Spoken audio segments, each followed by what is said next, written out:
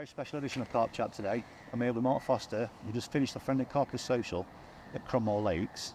Mark's had a fish, and it's fair to say you're quite a friend of the group. You've been there since the beginning and you've helped us out with socials and when bits and that, yeah.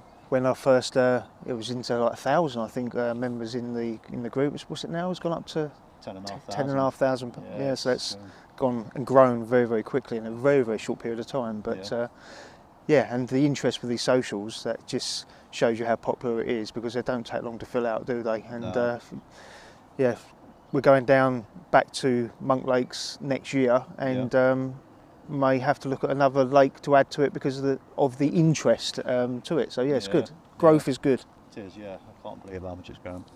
So you're basically Mr. New Direction, yeah? Yeah. You're the face of the company in the UK. So I'm told. Yeah. Carp Couture. Yeah, with Carp Couture, been with them for a few years now. I like to keep it quite small. I do have opportunities with other companies and bits and pieces, but I think keeping it nice and simple with clothing brand and with ND tackle, I can focus my attention onto those rather than being sporadic and doing little bits and pieces. I'd rather be engaged fully with the people I'm with, and I think two's enough, to be honest with you. The bait side of things, I've been with various different bait companies over the years, to the point where I sort of retracted back from that as well, and started doing my own hook baits. And I was with a guy, Incubate, and we've decided that for his reasons and orders and keeping up with orders and other things he's got going on, he hasn't got the time to do them anymore. Which is it's not, I was going to say disappointing. It's not disappointing. It's one of those things. And to be fair, I'll get regular feedback from people using those hook baits, and they've caught mega fish on them. But I think now I'm going to go back to just rolling them myself, using them myself, and see what happens later on. Who knows? Someone else might roll them for me at a later date. Yeah, brilliant. Well, you've been very popular in the group. Questions, so that's good. We crack on with them and see how we go. Right, so we'll start with this one. Do you think the moon phase has an impact on fishing? Is it something you believe in? Some people swear by it, some people think it's a load of rubbish. I'm going to say no, but I have had a couple of good sessions on a full moon, but I think that's just coincidence, if that makes sense, because I've also had some very bad sessions on moons. I know they say the full moon for the big common on that. I've only ever had one big common on a full moon, and that did go 43 pound, I think it was. But other than that, I can't see any pattern from any other day really when I go fishing. But saying that, I'm on the bank quite a lot, so compared to other anglers, they probably notice things a little bit more because they haven't got the time that I've got to commit to fishing on the bank. So I think, I don't know, I'm going to say no, but maybe I'm wrong. I'm wrong. So out of all the venues you've been to on your spotlights areas, which one is stand out to you the most? Yeah, that's a really difficult question because I like them all. But but every time I go and do a new one, that's almost like my new favourite. But if I was to have to pick one out, it's got to be Bernier. Bernier was a mega session, mega lake. It was everything that we like. But after that, we've sort of like followed suit with the choice of other lakes from that particular episode. So we're getting the experience of the Bernier sort of like type lake. Another one that I really enjoyed doing was the John Wilson Lake.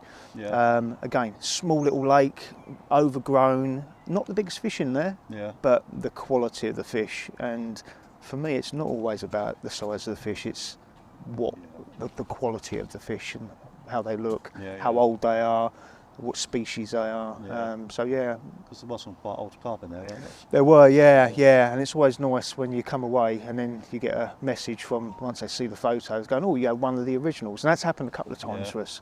Scraly Mare, when we was fishing, no, I don't think it was Scraly, I think it was the big lake at Chigborough. I had a fish out of there when we was filming a spotlight and had a mega session on there. And it finished off with a 30 on there, and actually that was a named fish called Crazy Tail, and we didn't even know it was a named fish until after the video went out.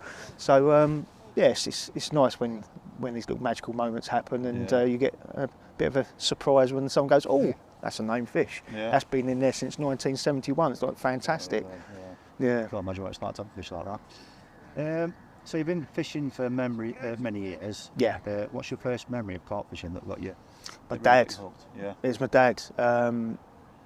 I can remember when I was, he was at primary school, there was a guy and his name was John, and he always used to go fishing with his dad all the time. And at that point I was like, really? I'd rather go out with mates and play football and bits and pieces. And then a year later, my dad's always been a fisherman, and he'd done a lot of sea fishing. He had a boat at Hastings called My Three Sons, so he used to do a lot of sea fishing. Then he went into the coarse water fishing, and he joined it was a membership called Linton Angling Association, and about half a mile down the road from where we used to live, there was a reservoir there called Staplehurst Reservoir. So he joined me up as a junior, and I started going with him. And I remember vividly catching 5, 6, 7 pound carp off the top using bread with a controller for an old bubble float, and that is where I got my bug from that. And at the time there, I thought that was a mega fish. You know, it's massive. It's like 5, 6 pounds. And you know, back then, a 20 pounder was a big fish. So in comparison to today, it was like catching 20s for fun. How things have moved on now with fish weights is unbelievable. Yeah, it's quite funny how you mentioned bread there, and can you remember when me and Alex came down? Yes. And he caught that 19 pounder. That's it. Yeah, it's PB, wasn't it? Yeah. So there's like, I've only just managed to beat that as well. So Yes, it's still there. It's brilliant. And sometimes, you know, it's the simplest of things. It's just catches your fish. You don't need to overcomplicate things. No. You know, on that particular, it was a tuition, wasn't it? Up down there, and that was free lining bread. You know, in the margin, finding where the fish is. Location's key. We found them. Ended up with a PB. Simple as that. It's great, wasn't it? Yeah, I loved it. Have you ever had a very bad session where nothing seems to have gone right? Yes, more frequently than I'd like to admit. We did one at Acorn Fishery, and that was in the spotlight, and it's one that always sticks out for me because it was March, and I don't like March, and that's well documented now that I don't like fishing March. And nothing seemed to go right with that one. We managed to get what we needed in the end of the day. Always somehow, I don't know how, normally pull it out of the bag where I can get a fish, even in the difficult conditions or whatever it is. But it doesn't always work. Sometimes I do walk away with a blank, but sometimes I do think, how did you do that? How did you manage to get that out of there? But Acorn Fishery, that is one particular that is raw in my mind. But there are many more. I think there's one you did at Drayton, weren't it? Drayton Reservoir, that didn't quite work out. So that is, in actual fact, that's probably one of the worst ones, because Drayton is known for being a big hit water. And when we turned up there, I thought we was going to absolutely have it off. And it flooded. And there was a load of cold water rushed in, and it was going over the back dam wall by the road there. And it was just really, really difficult. No one was catching. We tried zigs, we tried off the bottom, managed to get one out. It was meant to be a full spotlight, but I think it ended up with a diary piece in the end because we just didn't get the content. But again, it just shows you it's another lake where I struggled, and I do struggle at times. Just shows that any lake can switch off at any point. 100%, And even with this lake, you know, if you're on there long enough, you can certainly find like feeding patterns. And you can work out when the fish are going to have a little bit of a bite. They may only feed twice a day, but it's being in the right place and have your rigs in the water when they're going to feed. So, fishing's funny, isn't it? Yeah, it is, definitely. So, in general, how long would you stick to a tactic when you're not catching before you change things on? That's a good question because it depends on the situation. If I was fishing and I had fish in my swim, I knew they was there, I could see them, and I'm not, whatever I'm doing is not working, I then think, why isn't it working? I can see by whatever they're doing, the particular show that they're doing, whether they're feeding or whether they're just knocking parasites off or whether they're just being a little bit playful. But if I've got feeding fish clearing their gills out over my spot and I haven't picked anything up, that's when I start thinking, right, why haven't I got a bite? Then that's been out there long enough now that I should have got a bite, and they've probably cleared up everything else that's there with the amount of activity that I'm seeing. That's when I will change. Yeah. And I will keep changing until I get it right and start picking the fish up.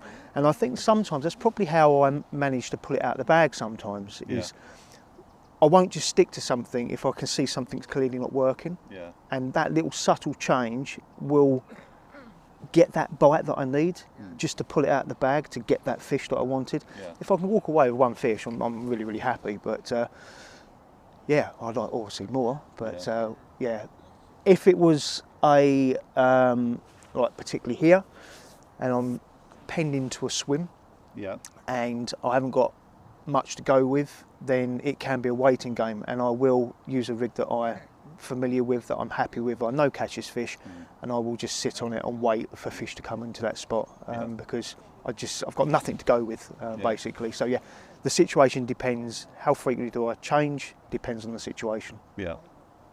So, the one item from your tackle box that you couldn't live without? Now, I'm going to say there's two. Right.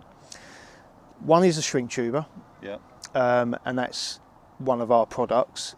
It takes the kettle out of it. I like going very, very mobile, and I don't always take a kettle with me. And the simplicity and how quickly you can shrink tube the rigs up is, it's a game changer, absolute game changer. The other thing is bait floss. Yeah.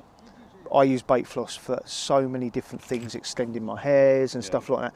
I could do it with do other methods, but it just makes it so much simpler using bait floss for me, and I can use it for so many different scenarios. So yeah, if bait floss was taken out of my tackle box, I would still manage, but I would struggle a little bit more than what I normally would do. Yeah. What do you think you do differently to most anglers? To be honest with you, I do the opposite to what everyone else is doing. Yeah. I don't do any research when I go to a lake. I like to treat every lake as how I would normally fish. I do keep an eye on what's going on, and if I see people are catching fish on certain methods, then you'll be silly not to adapt to that, and I do adapt to that. But sometimes you're on a lake and you see everyone using the same tactic, and you think, well, why is no one using that? And then you change and do the complete opposite to everyone else, and then you start pulling the fish in, and then you think, well, okay, that's worked. And then me being me, I like to share what I'm doing with other people, and we done a trip on here actually not so long ago, and I picked a few fish out of here just by fishing nights. I had a couple of fish in the night, but I changed my colour of my bait. And it wasn't until I changed to white pop-ups and used some really, really short rigs that I started catching the fish. Right.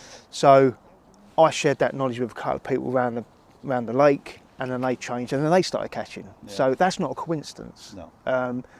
We changed our tactics for what everyone else was doing. Yeah. I was a dummy. I started picking fish up, shared that knowledge, other people started catching. Yeah. So yeah, the answer to your question is, generally do the opposite to other people, because the unusual things trips the fish up. Yeah. Who would be your ultimate fishing buddy, past or present? Oh. I'm going to say, that's a really difficult question. Yeah. Past, John Wilson, because he was always an idol of mine. Yeah. Well, I idolised him actually as I was growing up. But present day, I'd like to fish with Tom Stokes. Yeah. And the reason for that is because I feel that he fishes in a very similar way to me. Yeah. And I think it would be a great session. So yeah, old John Wilson, modern day angler, Tom Stokes. Yeah, nice one. I think you probably know the answer. Do you think shot bought or homemade baits best? Homemade, but I think the bait industry has changed so much now. Yeah. And I only say homemade because I've been making bait for a long, long time, and I know what a feeding trigger is. I know what stimulates fish activity and bites. But the quality of bait nowadays compared to 20, 30 years ago has changed so much. Yeah. Your backstreet or shed boilie companies, that I like to call them, you know, they make a decent quality bait nowadays because they're getting their ingredients from from the same people that these big manufacturers are Yeah. potentially buying them from. The quality of the bait is so much better, and I feel that is why the fish now are put on so much weight. Yeah. Because back then they weren't getting the nutritional value compared to now, where there's a lot more nutritional value, Yeah. and that's why the fish have increased in weight over the last 10, 15 years. Yeah. So yeah, that's my answer to that question. Do you have any routines that you stick to, like fishing? Yeah, being mobile. Yeah. Yeah, I being penned into a swim gets me agitated. Right. Where I will go looking in margins, I'll go in little quiet corners to try and find fish, and if I can move, I will move. And I like to fish off a barra, so if I can move quickly, then I can just uproot and off I go. But yeah, that's that was what you asked then, the question, wasn't it? Yeah. Basically. Yeah. You have any routines or anything? Yeah, that is my routine. I have a quick look around, gauge what I see, and then if I make the wrong decision, Yeah. I want to be able to move quickly. Yeah. And whether that's 10 o'clock, 12 o'clock, 1 o'clock in the morning, Yeah. if I hear fish or see fish and I'm not on them, I'll Yeah. move. Yeah. Ask cameraman. He hates it. Yeah. So, you're obviously a professional angler and fishing a lot. So, what keeps the fire burning to keep going fishing? It's just that, I don't know, it's almost like an adrenaline fix, really. You know, going to a lake and you see pictures of fish that are in lakes and I want a piece of that pie. And for me, you know, you can go to these waters with a lot of fish in them, but I like the little smaller lakes, or not so small lakes, the big lakes as well, but with a lower stock. Yeah. With a quality of fish where they're dark, they're long, they're a different strain. And I find I'd rather catch one of those fish than 20 fish in a clay bowl with lots of just big fish. I still like catching all fish, but out of the two, give me a 30-acre lake with 40, 50 fish in, where I can go around, locate them, target them. Yeah. That's a bit of me. And it's that hunting thing. Yeah. I think that's my drive, hunting. Yeah. Nice one. So obviously, apart from March, what's your favourite season fish? I do like September. Yeah. September, October is probably my favourite time of the year. Yeah. The fish are getting to the point where the angling pressure is just starting now. As it's getting a little bit colder, it's getting less and less. Yeah. Similar to March, when it gets more and more, which is why I hate it. Yeah. But September, the pressure's just starting to get a little bit less. The fish are now starting to just start feed a little bit more. You can pick up patterns through fishing through the summer. You've already worked out how a lake's fishing if you're doing it on the syndicate, and you can hit that time of year and potentially get the fish at the best condition, best colours, and increasing weight as well. And I find it probably an easier time of year to catch fish as well. The water clarity is starting to get a little bit clearer as well, so it makes locating them a little bit easier as well. Yeah, great. What sort of approach do you take to your fishing in winter? Doesn't change. I say it doesn't change. My tactics remain the same throughout the whole year. The only thing that will change is my bait approach, and that's just quantity of bait. They're not feeding as much. They are, they're getting a little bit more picky now. So I don't want to put copious amounts of bait in there and then them find it difficult to find my hook bait. But then you've got to take into consideration your nuisance fish and your bird activity. So you've always got to be watching what your bird activity is doing, because then you need to alter that with the amount of bait you're putting in. Now, in the winter time, I do less bait, keep an eye on the wildlife, and if I'm happy like the birds aren't picking it up, I may just put another little handful in every couple of hours, just to try and inspire a bite, a bit of interest. Fish think, oh, what's that just gone in? And they go and have a look. I feel that worked here. My baits, when we turned up, remained out there, and I kept every now and again just putting a little flutter of bait over the top. And it was a little bit later, after I'd done the second flutter of bait over the top, that's when the rod went off. So I feel if I hadn't have done that, I don't think I would have got that bite. But is that in my head, or is that factual? And it's something I'm never going to find out. But in my own head, yes, that little bit of bait going in little and often, inspired that bite. Yeah. Well, you got a fish though. Yeah. As a proof. Yeah. Right. So there's one last question I always ask everyone. What's your favourite guilty pleasure on the bank? Like Chocolate. Chocolate. Yeah. I've always got chocolate on me. If I can do away with the hot food, as long as I've got chocolate on me, I can do 48 hours on the bank with a bag of Maltesers, some dairy milk, and some biscuits, and just live off tea, coffee, biscuits and chocolate for 48 hours. I feel rough afterwards, and then go home and absolutely have a feast. But yeah, I've always got to have chocolate, and that's my guilty pleasure. Yeah. Well, thank you very much for joining No, me. thank you. Thank you for inviting me along, and it's been good. It's always a pleasure fishing with you guys. Yeah. And more to come, yeah. And there'll be a spotlight episode coming out for this. There will be, yeah. There's definitely going to be a spotlight. We was here a few weeks ago, doing a bit of filming, and I'm not going to say too much because there's quite a cool story towards all this. But yeah, there's a spotlight coming, which involves Cromwell fishery. Lovely, thank you very much. Cheers, Dean. Cheers, thank you.